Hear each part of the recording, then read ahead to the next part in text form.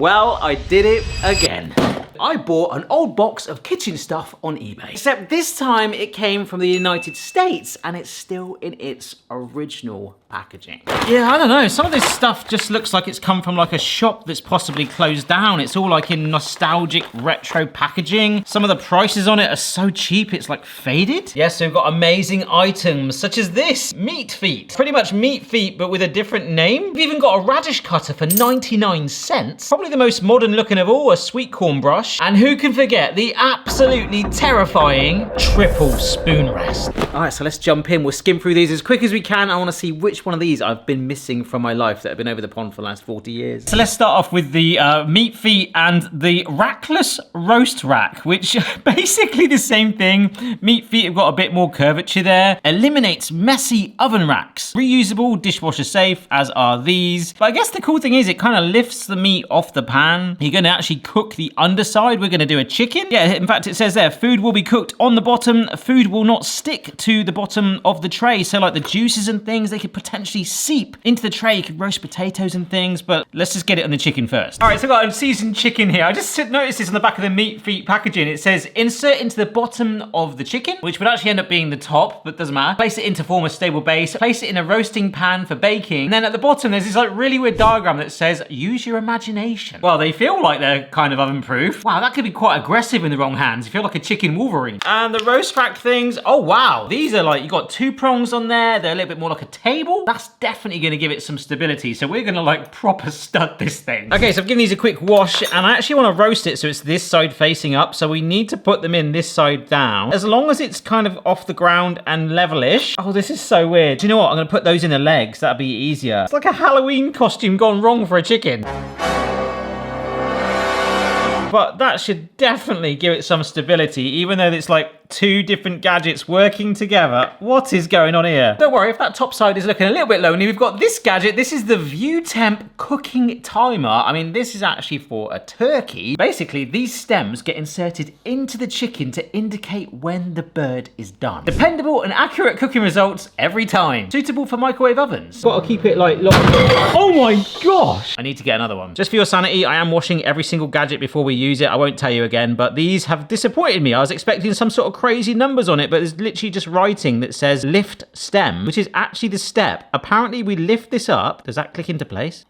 No. What? Yes, it does. Oh, so I lifted it and then it sort of drops in like that. Looks so boring. It looks like a birthday candle, like I could blow it out.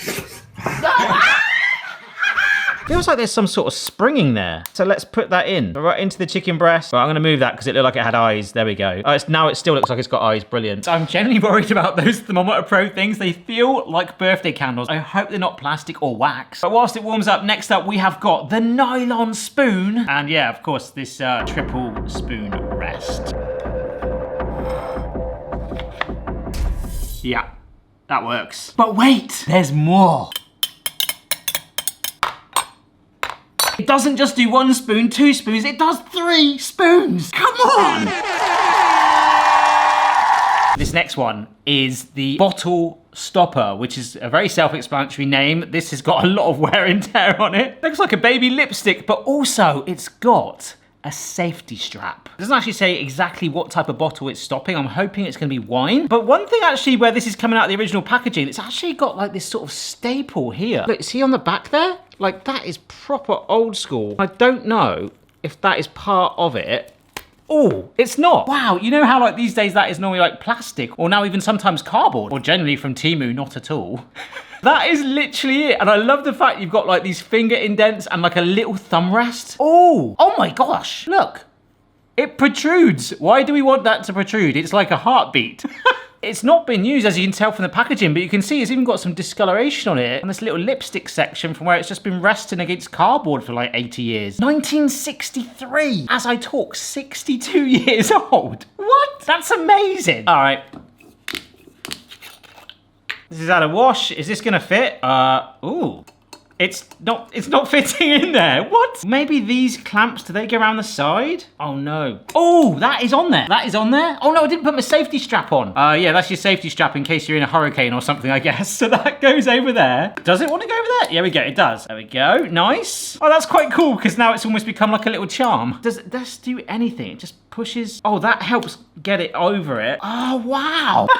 So then maybe this is what the stop is for, because if you get a bit aggressive with it, oh, you can just hang like that. That's kind of good. It's kind of good. It doesn't fill it fully, so the wine will still come out. Look, yes, it will. Yes, it will. So it will lose its carbonation, but if you just want to stop flies getting in it and stuff, it's actually pretty fun and kind of useful. All right, enough of our madness. Let's get this chick in. All right, in you go. And those eyes sticking up, our thermometer stems are going to tell us when this is ready. It's not a turkey, so it's getting an easy day, I'm sure.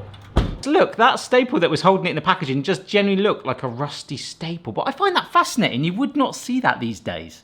All right, so next up in this packaging, where it looks like it's definitely got some sort of yellow hue going on. There's some fading for sure. From 1989, Cook's Tools set of 3, they're all the same size, 2-way bottle caps. One side snaps on a bottle, the other side screws on. All right, so I've got some lemonade in here. Well, I've also got the remainder of a 150-hour chocolate cake, but that's another story. Yeah, maybe check that video out after this one if you haven't seen it. That was rather epic indeed. Crikey, this is...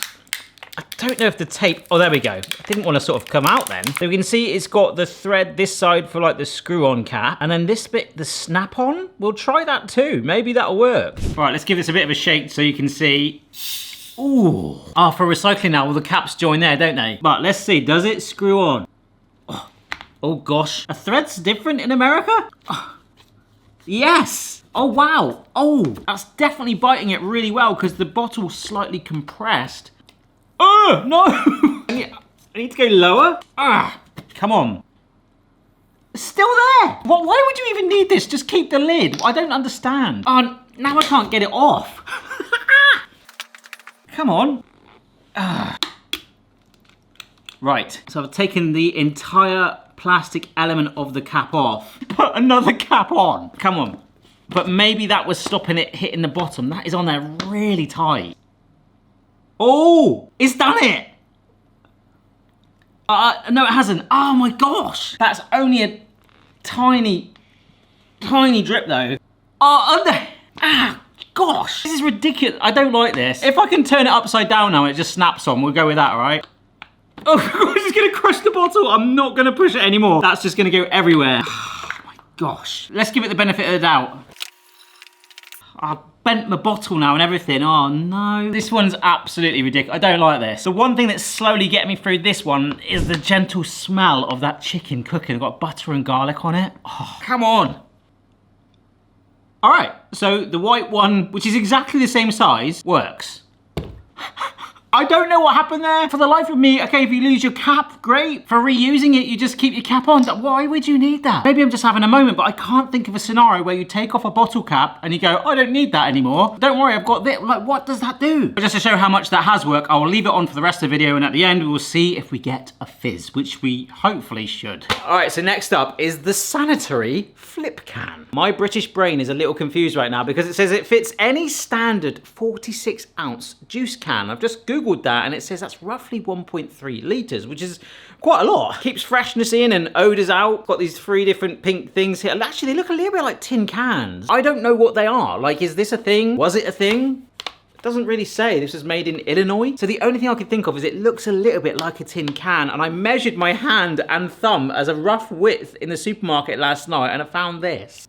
Yes, this big old tin of mango pulp, which I can actually officially confirm I have never opened before. This is 850 gram tin, but the size looks almost what we would need. All right, look at you. That looks like extremely intense mango juice. Ooh. Oh, that's blooming gorgeous. I really want to use that in many, many recipes. Any ideas, let me know. So my only thoughts are perhaps those tin cans on the packaging are the same dimensions of this, except just perhaps a little taller. There's only one way to find out. Look, it's actually got like a bendy lid thing for pouring. So did we just like, oh no, that's too small. I can't really test that because that's the biggest thing I could find. That is not gonna, I mean, maybe I might, no, even with it trying to close it there, Downside is that doesn't really work for me, and maybe shrinkflation has rendered this irrelevant. Ooh, maybe. But the plus side, I've just discovered mango pulp in a tin, which is incredible. One of your 5 a day, unless you drink the entire tin. All right, I've got to say,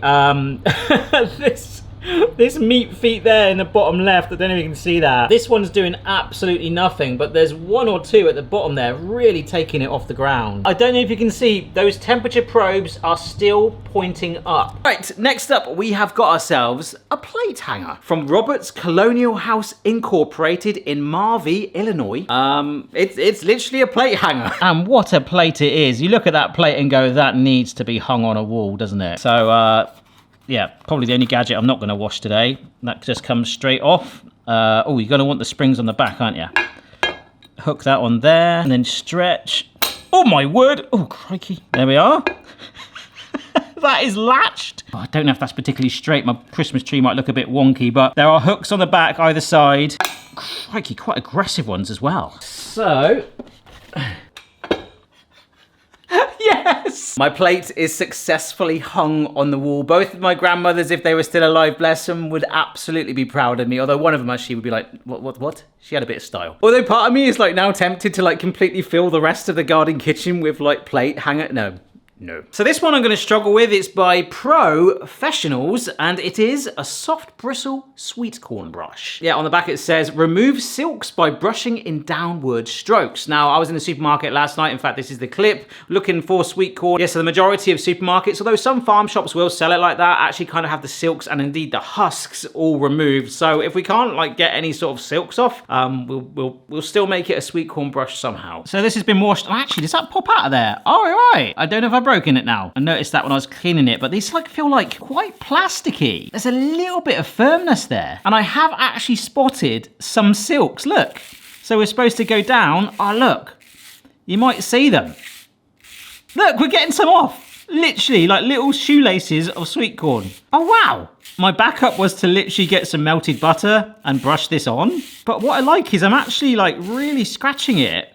Unless it's actually the brush coming up. No, it's not. It's actually getting some. So obviously we're only just getting like little bits appearing like this, but it's great. But hopefully you can see that. That's actually pretty good. Oh my gosh, the other one in the pack is far worse. Ah, I picked out the wrong one. Look at this. Look at all of that on there. Oh, okay. This is something that's never really bothered me. It does feel like we're actually giving it a bit of a shoe shine and glossing it some more. And obviously if we had like a whole ear of corn straight from a farmyard, it's like a horse's mane. It's like there's loads of it. And that would be incredible. It would be like going all everywhere. But even this, yeah, that's actually pretty good. Right then, folks, we've got to make a decision about this chicken. It is an exceptionally golden brown color, and it's had like about 15 minutes longer in the oven than needed. But if I try and go in a bit closer, I don't know if you'll see it. Neither of our stem temperature things have flattened. They have stayed there. I'm kind of worried they're melted into the chicken, but we've got one more gadget to look at. Let's do that and see if anything changes. Otherwise, this could actually burn massively. Well, actually, I did have another one to test out. This is a stainless steel tea strainer, but ironically, the last gadget video I did, remember to check out the playlist after this video if you've enjoyed this, that was a UK eBay haul, and it had 3 different strainers, including one very similar to this in it. Plus, as you know, being the most un-British person ever, like tea for some reason, I just nah. And tea leaves are expensive. So what this is the Rosebud Radish Cutter by Echo. Bizarrely by a store called Non-Foods, 99 cents at the time. This again from Illinois, Franklin Park, but I don't think this is a full radish cutter. You can get some amazing modern radish cutters. In fact, I've reviewed them before, but this actually says for decorative relish trays and salads. What's a relish tray? That sounds amazing. Oh mate, do you want any relish on your burger? Yeah, I'll have a whole tray of it, please. Sounds pretty good. Can you see that there? That is what we're doing. So we're not actually fully slicing it. And this does look like something that could now be 3D printed. There's no blades. It looks like sharp, pointy plastic. What? Yeah, that is literally it. So this is decorative. I don't know if we have to top it or anything. Yeah, I'm not sure if we do, but I'm actually going to, which for me kind of defeats the, does that defeat the point of it? Yeah, maybe we do hold it. The box isn't helping me there. The person's covering it, and these radishes look tiny in comparison. So let's hold it by there, actually. Push it down. This feels really barbaric. Oh! Okay. The stem's holding it together. Oh! Look, so it's kind of put like a square in the middle. Let's try a flush one instead, see if that does it, if we give it a nice flat edge to go by. This is not the best gadget for radish. Ah, my gosh. Oh, I thought I cut myself, but that's a radish wound. Oh, wow. Okay, that kind of looks good. The best radish gadget I've ever had was actually a Super Mario one where you could actually turn them into a Mario mushroom. I love it. I don't know why, but I love it. That was a long time ago. Oh my gosh. It feels so sinister, like you're gonna like slice yourself, but this is quite blunt. And it is creating some radish roses for your loved one on Valentine's Day. If you can't afford a rose, these were reduced to 45 pence. Why not get your loved one some radish rosebuds? I mean, it kind of works. Yeah. Yeah, sorry folks, I think we better get that chicken out. Woo! That is hot. Oh, that is look at the colour on it. That's lovely. But no, it's not worked at all. Yeah. But I want to see if that underside has been cooked where the heat has been able to circulate. Obviously it's not been exposed, but the chicken should be less soggy. I have to be honest, it smells pretty good. Boston's just woke up. You like the smell, boy? Yeah, you do. All right, well I have let this rest for about half an hour and it still feels like there's some heat in there. I love that the juices have dropped down. Let's just look underneath here. Ooh, there is, are these hot? Yeah, they're pretty hot. Obviously nowhere near as much as exposed, but the heat has gone under it. But unfortunately our thermometer things, they have actually like completely, if anything, sunk down. Oh my gosh, where have they gone? Oh my gosh, have they actually like melted off? Have I got some sort of like heat-proof plastic thing that's not heat-proof melted onto my chicken? I don't know, but I do also have some knives. Yes, so this package also came with a steak knife. Very nice. A fruit carving knife. An oyster knife. Okay. Just about did it. And of course the nylon spoon. Ah. So let's give this a try. Oh, actually it is a little dry. I feel like I've overbaked it and I'm genuinely worried where those stem tops have gone. They were upright. I mean, it's cooked through, which is the most important thing. Maybe because it was elevated, it wasn't sort of resting in its juices as much. Maybe they're just better off just being decorations like that. Favorite one today. Oh, hang on. Oh my gosh, that hurts so much. All I want is the fizz noise. Oh yes. That wasn't my favorite today, but I promised I'd do that. Oh, I've got to put it back on now. Yeah, I've actually just put the original bottle cap back on. So a special mention, I think, to our little plate hanger in the background there. It was actually really, really fun, but sort of kitchen-ish, more like a decorative thing. I thought the meat feet were kind of good. It would work on different meats, but I think that elevation, again, like I say, with the juices, just probably wouldn't work so well. I love the bottle stopper with the safety catch. That was kind of fun. The radish rosebud thing was good, but I think my favorite thing was actually that sweet corn brush. That actually surprised me, even with the store-bought stuff. Actually, the worst one of all is these cooking timers, but I've just read, maybe it's the diagram. Oh, maybe it has worked, because you've got the 3 dots there for pointing all the way up, and then 2, then 1, so it seemed to indicate it would lower. So on 2, it would be like the turkey breast is done, but once it's down to 1 dot sticking up, the whole body is done. But if that's the case, are these like one use? Like, and it's gone like below the cap, it's like it's been snapped or even melted off, which you'd think it shouldn't do. But I'm trying to pull it, I'm trying to push it, maybe on a surface. What? For $1.09 over 50 years ago as a reusable thing? Maybe? If you guys can let me know, that for me is still probably the worst today. Well, actually, is it? Yeah, maybe it's actually this because there's just no flexibility whatsoever and it should belong on a tin of paint. Oh, there was another packet here. This one's for pork. I think they're single use, you know. So you lift it up, pop it in there. Yeah, it doesn't say single use, but look, when it's like that, absolutely fine. It's just once it's gone down, I think it's gone forever, which I don't like that. I'm sure some of you guys have used these, like I want to twist it and try and get it back, but it's gone. Do I pop that cap off? Oh, no, I broke it. Thanks so much for watching, folks. Check out the rest of the videos here on the channel. 2 regular videos each week for your viewing pleasure. See you next time.